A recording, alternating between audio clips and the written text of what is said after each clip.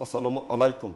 Hurmatli pensionerlar, ota-onalarimiz, boyjon va bobojonlar, shuningdek, uyida pensioner yaqini bor barcha tomoshabinlar. Bugun men sizlarga juda muhim xabarni sodda qilib tushuntirib beraman. Bu ma'lumot har bir pensionerning cho'ntagiga, oilaviy budjetiga, dori-darmoniga, kommunal to'lovlariga va kundalik xarajatlariga bevosita ta'sir qilishi mumkin. Shuning uchun videoni oxirigacha ko'ring. Chunki ayrim odamlar oddiy bir hujjatni topshirmagani yoki ariza yozmagani uchun o'ziga tegishli pulni vaqtida ola olmay qoladi. Kanalga hoziroq obuna bo'ling. Videoga like bosing. Chunki men bu yerda pensiya, nafaqa, kompensatsiya va davlat tomonidan beriladigan imtiyozlarni oddiy tilda tushuntirib boraman. Men ko'p yillardan beri pensiya masalalarida odamlar qanday xatolarga yo'l qo'yishini ko'raman. Eng katta muammo shundaki, ko'p pensionerlar pensiya faqat bir marta tayinlanadi va keyin uni o'zgartirib bo'lmaydi deb o'ylaydi. Aslida esasan pensiya miqdoriga ta'sir qiladigan bir nechta omillar bor. Ish staji, ish haqi, hujjatlarning to'liq yoki noto'liqligi, nogironlik holati, boquvchisini yo'qotganlik, yoshga doir pensiya ishlashni davom ettirish, qo'shimcha ma'lumotnomalar, arxiv hujjatlari va qayta hisob-kitob qilish tartibi. Avvallari ko'p hollarda pensioner biror idoraga borib, navbatda turib, bir nechta joydan ma'lumotnoma olib kelish kerak bo'lardi. Masalan, ish stajini tasdiqlash uchun sobiq korxona arxiviga borish, ish haqi ma'lumotnomasini topish, mehnat daftarchasidagi yozuvlar o'chib ketgan bo'lsa, yana alohida dalil yig'ish talab qilinardi. Bu ayniqsa yoshi katta insonlar uchun juda og'ir edi. Transport xarajati, sog'liq, vaqt, asab, navbatlar, bir idoradan ikkinchi idoraga yuborish, bularning hammasi pensioner uchun katta sinov bo'lgan. Endi esa pensionerlar uchun eng yaxshi yangilik shuki, ko'p jarayonlar ancha soddalashmoqda. Ma'lumotlar elektron bazalar orqali tekshirilmoqda. Pensiya va nafaqalarni qayta ko'rib chiqish imkoniyatlari kengaymoqda. Ayrim holatlarda odam o'zi bilmagan qo'shimcha to'lov yoki qayta hisoblangan farq pulni olish huquqiga ega bo'lishi mumkin. Men bugun aynan shu masalani tushuntiraman. Kimlar bundan foyda ko'radi? Kimlar xavotir olmasligi kerak? Qaysi hujjatlar muhim? Qaysi xatolar pul yo'qotishga olib keladi? Oldingi tartibda ko'p narsa qog'oz hujjatga bog'liq edi. Mehnat daftarchasida birgina sana noto'g'ri yozilgan bo'lsa ham, ish staji to'liq hisoblanmasligi mumkin edi. Ish joyi tugatilgan bo'lsa, arxiv topilmasa, korxona nomi o'zgargan bo'lsa, pensioner o'z haqini isbotlash uchun ancha ovora bo'lardi. Masalan, odam 1995 yildan 1935 yilgacha zavodda ishlagan, lekin zavod keyin yopilgan. Mehnat daftarchasida murxira tushgan. Pensiya tayinlashda shu 10 yilning bir qismi tan olinmasa, pensiya miqdori kamayib qolishi mumkin. Bu esa har oyda 1 ming, 200 ming, ba'zan undan ham ko'proq farq degani. Hozirgi yondashuvda asosiy maqsad shuki, pensioner idoralar orasida yugurmasin, davlat organlari o'zaro ma'lumot almashsin. Hujjat bor bo'lsa, elektron tizimdan ko'rilsin. Ariza berish jarayoni tushunarli bo'lsin. Albatta, bu hamma joyda bir kunda mukammal ishlab ketadi degani emas. Lekin pensioner uchun eng muhim narsa shuki, agar sizning pensiyangiz noto'g'ri hisoblangan bo'lishi mumkin deb o'ylasangiz, uni tekshirtirishga, qo'shimcha hujjat kiritishga, qayta hisob-kitob so'rashga haqqingiz bor.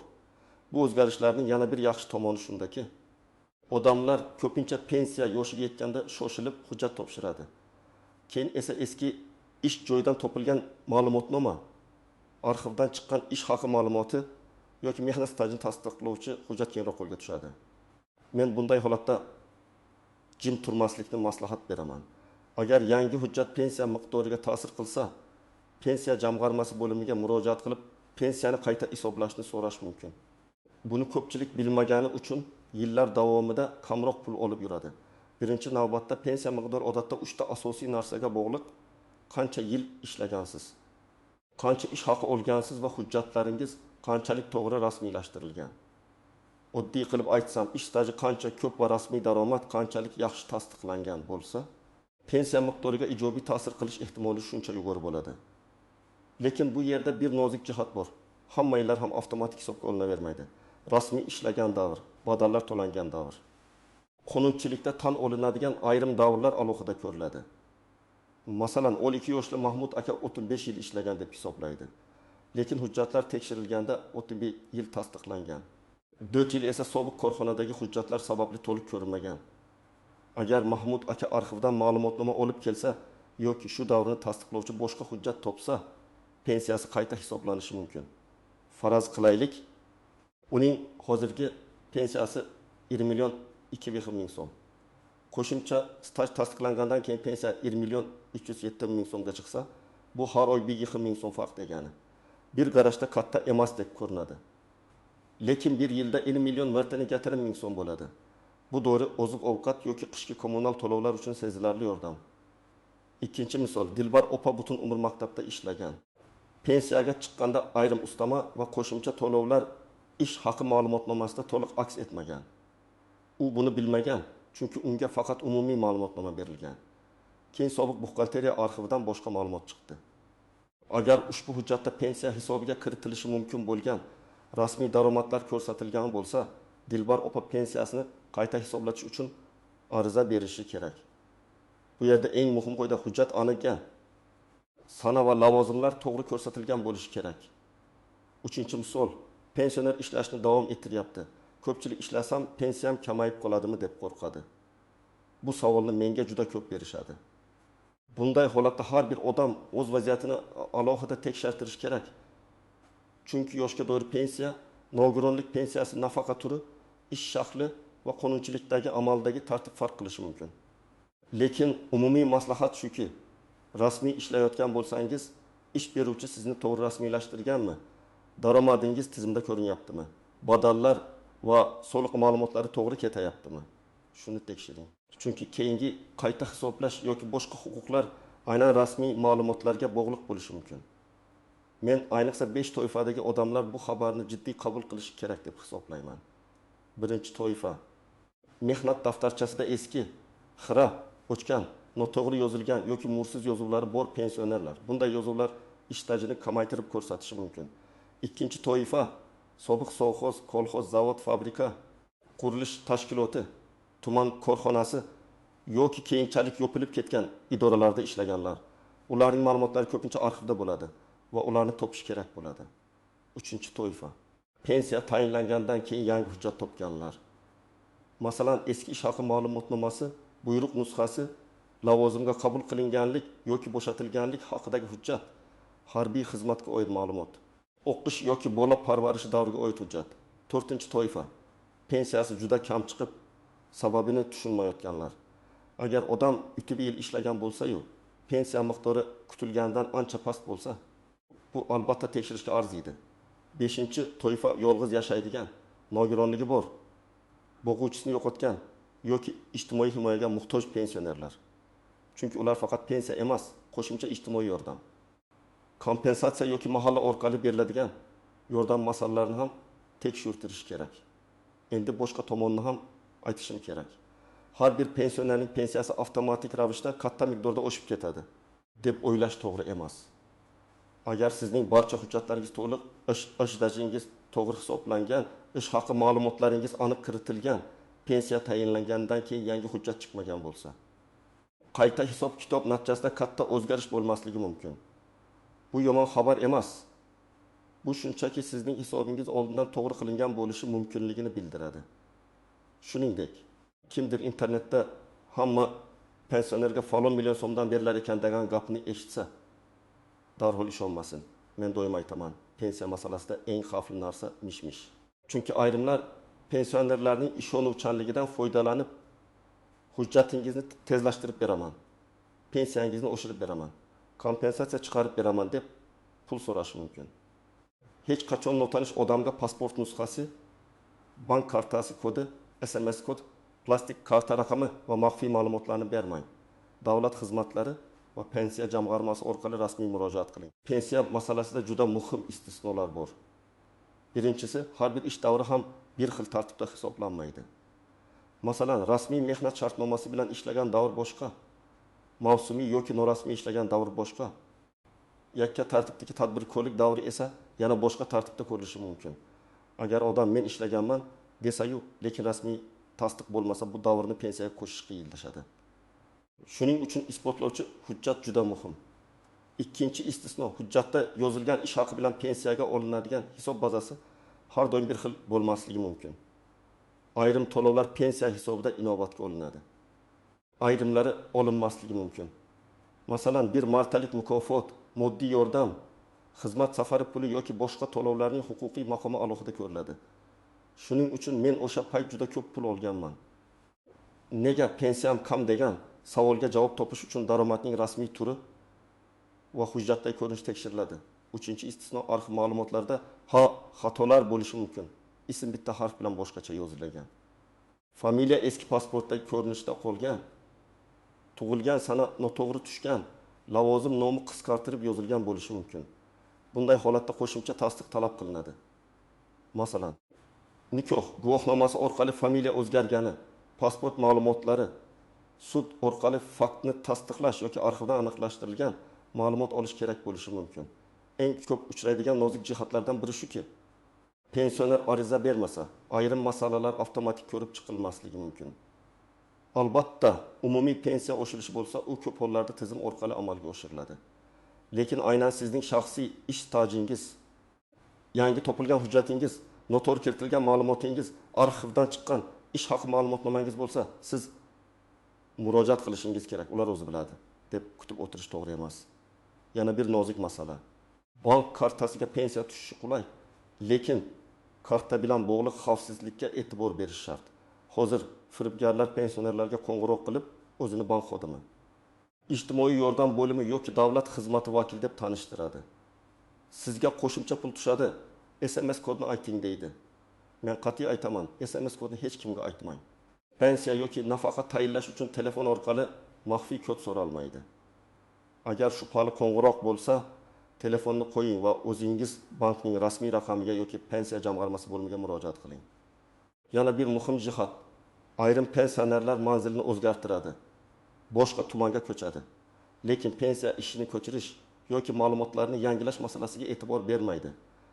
Bu ba'zida to'lovda kechikish, xabarnomalarni olmaslik yoki qo'shimcha tekshiruvlarda muammo tug'diradi. Agar doimiy yashash manzilingiz o'zgargan bo'lsa, pasportdagi ro'yxat, mahalla ma'lumoti va pensiya bo'limidagi ma'lumotlar bir-biriga mos bo'lishi kerak. Endi men sizga aniq qadamlarni aytaman. Birinchi qadam, pensiya hujjatlaringizni bir joyga yig'ing. Pasport yoki ID karta, pensiya guvohnomasi, mehnat daftarchasi, eski ish joylaridan olingan ma'lumotnomalar, arxiv hujjatlari, harbiy xizmatga oid hujjatlar, nikoh yoki familiya o'zgarishini tasdiqlovchi guvohnoma, nogironlik bo'yicha hujjatlar, bank karta ma'lumotlari, agar bo'lsa, oldingi murojaat javoblarini alohida papkaga soling. Ikkinchi qadam, mehnat daftarchangizni varaqlab chiqing. Har bir ishga kirgan va ishdan bo'shagan sana aniqmi? Muhr bormi? Lavozim yozilganmi? Korxona nomi tushunarlimi? Familiya va ism to'g'rimi? Shuni tekshiring. Agar biror joyda yozuv xira bo'lsa yoki sana tushunarsiz bo'lsa, shu ish joyi bo'yicha arxiv ma'lumotnomasini izlash kerak. Agar korxona yopilgan bo'lsa, tuman yoki viloyat arxiviga murojaat qilinadi. Ba'zan sobiq korxonaning huquqiy vorisi bo'ladi. Ya'ni yangi nomda ishlayotgan tashkilot eski hujjatlarni saqlagan bo'lishi mumkin. 3-qadam, pensiya jamg'armasining hududiy bo'limiga yoki davlat xizmatlari markaziga boring. Murojaatingizni og'zaki emas, yozma shaklda qoldirishga harakat qiling. Arizada shunday mazmunda yozish mumkin: mening pensiyam tayinlanishida ish stajim va ish haqi ma'lumotlarim to'liq inobatga olinmaganini tekshirib berishingizni. Mavjud yangi hujjatlar asosida pensiyamni qayta hisoblash masalasini ko'rib chiqishingizni so'rayman. Albatta, arizaga hujjatlar nusxasini ilova qiling va qabul qilinganligi haqida belgi yoki ro'yxat raqamini oling. 4-qadam, agar sizda yangi hujjat bo'lsa, uning asl nusxasini yo'qotmang. Idoraga topshirishda imkon qadar nusxa topshiring, aslini esa ko'rsatish uchun olib boring. Hujjatning har bir sahifasi o'qiladigan bo'lishi kerak. Agar hujjatda xato bo'lsa, masalan, familiya bir harf bilan noto'g'ri yozilgan bo'lsa, xodimdan bu holatni qanday to'g'rilash mumkinligini rasmiy tushuntirib berishni so'rang. Ba'zida qo'shimcha ma'lumotnoma yetarli bo'ladi. Ba'zida esa huquqiy faktni tasdiqlash talab qilinishi mumkin. 5-qadam, javobni kuting va natijani tekshiring. Agar pensiya qayta hisoblangan bo'lsa, qaysi sanadan boshlab qancha miqdorda, qanday asos bilan hisoblanganini so'rang. Agar rad javobi berilsa, rad etish sababi yozma ko'rsatilishi kerak. bo'lmaydi degan og'zaki javob yetarli emas. Siz nima sababdan bo'lmasligini bilishingiz kerak. Staj tasdiqlanmadi. Hujjat yaroqsiz to'lov turi pensiya hisobiga kirmaydi yoki boshqa sabab bormi? Sabab aniq bo'lsa, keyingi qadamni tanlash osonlashadi. Tasavvur qiling, 38 yoshli Zaynab opa pensiyaga chiqqaniga 8 yil bo'lgan. U kishi 1970-yildan 1991-yilgacha tikuv fabrikasida ishlagan. Fabrika yopilgan, mehnat daftarchasida esa muhr xira. Pensiya tayinlanganda o'sha davrning bir qismi to'liq hisobga olinmagan. Zaynab opa buni bilmagan. Chunki pensiya chiqdi, demak hammasi joyida deb o'ylagan. Keyin nabirasi arxivga so'rov yuboradi va 10 yillik ish davri tasdiqlanadi. Mana shu hujjat asosida Zaynab opa qayta hisoblash so'rashi mumkin. Natijada pensiya ozgina oshsa ham, bu uning har oygi dori xarajatlariga yordam beradi. Yana bir vaziyat, Rustam aka pensiyaga chiqqach ham qorovul bo'lib ishlagan. U rasmiy ishlayotganini o'ylagan, lekin keyin ma'lum bo'lishicha, ish beruvchi uni to'liq rasmiylashtirmagan. Bu holatda Rustam aka kelajakdagi qayta hisob-kitob yoki boshqa ijtimoiy huquqlar bo'yicha zarar ko'rishi mumkin. Shuning uchun ishlayotgan pensionerlar ish beruvchidan mehnat shartnomasi, buyruq, oylik hisob-kitobi va rasmiy to'lovlar bo'yicha ma'lumotni tekshirib turishi kerak. Bu ishonchsizlik emas, bu o'z haqini himoya qilish. Yana bir misol. Saodat opa boquvchisini yo'qotganlik bo'yicha to'lov oladi. Uning oilaviy holati, qaramog'idagi shaxslar, nogironlik yoki o'qiyotgan farzand bo'yicha ma'lumotlar o'zgargan. Bunday vaziyatda har bir o'zgarish tegishli idoraga vaqtida bildirilishi kerak. Aks holda to'lov noto'g'ri hisoblanishi yoki keyinchalik ortiqcha to'langan pulni qaytarish masalasi chiqishi mumkin. Demak, faqat ko'proq pul olish emas, ma'lumotlarni to'g'ri yuritish ham muhim. Birinchi xato hujjatlarni uyda tartibsiz saqlash. Pensionerlar ko'pincha eski ma'lumotnomalarni keraksiz deb o'ylab tashlab yuboradi. Aslida esa o'tgan yil oldingi bitta qog'oz bugun pensiya miqdoriga ta'sir qilishi mumkin. Shuning uchun eski mehnat hujjatlari, ish haqi ma'lumotlari, buyruq nusxalari, diplom, harbiy bilet, nikoh guvohnomasi va arxiv javoblarini saqlang. Ikkinchi xato og'zaki gap ishonish. Kimdir sizga baribir qo'shilmaydi desa, bu yakuniy javob emas. Rasmiy ariza bering va yozma javob oling. Yozma javob bo'lsa, uni yuqori turuvchi tashkilotga, zarur bo'lsa, sudga yoki huquqiy maslahatga olib borish mumkin. Og'zaki gap esa hech narsani isbotlamaydi. Uchinchi xato firibgarlarga ishonish. Pensiya oshirish, navbatsiz pul chiqarish, kompensatsiya olib berish degan bahonalar bilan pul so'raydigan odamlardan ehtiyot bo'ling. Rasmiy davlat to'lovlari shaxsiy tanish orqali emas, belgilangan tartib orqali hal qilinadi. Agar kimdir sizdan oldindan pul, karta kodi yoki pasportingizning rasmini telefon orqali so'rasa, bu juda xavfli belgidir. 4-chi xato o'z huquqini so'rashdan uyalish. Men ko'p pensionerlardan bolam borib ovora bo'lmay, shu pensiyamni olib yuraveray degan gapni eshitaman. Lekin bu yerda gap sadaqa haqida emas. Bu sizning yillar davomida qilgan mehnatingiz, to'lagan badallaringiz va qonuniy huquqingiz haqida.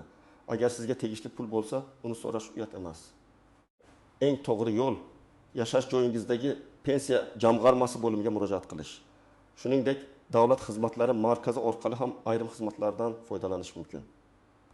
Elektron xizmatlardan foydalana oladigan farzand yoki nabirangiz bo'lsa, ular yordamida onlayn murojaat qilish imkoniyatlarini ham tekshiring. Muhimi murojaat qilingan sana. Ariza raqami va qabul qilgan tashkilot nomini yozib qo'ying. Mahalla ham bu jarayonda yordamchi bo'lishi mumkin. Ayniqsa yolg'iz yashaydigan, nogironligi bor yoki ijtimoiy himoyaga muhtoj pensionerlar mahalla orqali moddiy yordam, oziq-ovqat, uy-joy sharoiti, parvarish yoki boshqa ijtimoiy xizmatlar bo'yicha ma'lumot olishi mumkin. Lekin pensiyaning o'zini hisoblash masalasi bo'yicha asosiy vakolatli joy pensiya jamg'armasi ekanini unutmaslik kerak. Agar javobdan norozi bo'lsangiz, shikoyat qilish huquqingiz bor. Avval yuqori turuvchi pensiya organiga murojaat qiling. Keyin zarur bo'lsa, huquqiy maslahat oling. Har bir bosqichda hujjat nusxalarini saqlang. Bugun bitta ariza, ertaga bitta javob, indinga bitta arxiv ma'lumoti yig'ilib, oxirida sizning haqingizni isbotlaydigan to'liq papkaga aylanadi. Bugungi juda yaxshi xabar shundan iboratki, pensionerlar o'z pensiyasini tekshirtirish, hujjatlarni to'ldirish, yangi topilgan ma'lumotlar asosida qayta hisoblashni so'rash va o'ziga tegishli imtiyozlarni aniqlash imkoniyatidan faol foydalanish kerak. Bu hammaga bir xil katta pul qo'shiladi degani emas. Lekin ko'p odamlar aynan bilmagani, so'ramagani yoki hujjat yig'magani uchun o'ziga tegishli mablag'dan bexabar yuradi. Men sizga maslahatimni aniq aytaman. Hujjatlaringizni yig'ing, mehnat daftarchangizni tekshiring. Shubhali joy bo'lsa, arxivga murojaat qiling. Pensiya jamg'armasiga yozma ariza bering. Javobni saqlang va firibgarlardan ehtiyot bo'ling. Agar oilangizda pensioner ota-onangiz, buvinggiz yoki bobongiz bo'lsa, bu ishni ularga yolg'iz tashlab qo'ymang. Birga borib hujjatlarni tartibga solib bering. Sizningcha pensionerlar uchun eng katta muammo nima? Pensiya miqdorimi, hujjat yig'ishmi, navbatlarmi yoki ma'lumot yetishmasligimi? Fikringizni izohlarda yozib qoldiring. Video foydali bo'lgan bo'lsa, albatta like bosing, kanalga obuna bo'ling va bu ma'lumotni boshqa pensioner tanishlaringizga ham yuboring. Chunki bitta to'g'ri ma'lumot ba'zan bir oilaning bir necha oylik xarajatiga yordam berishi mumkin.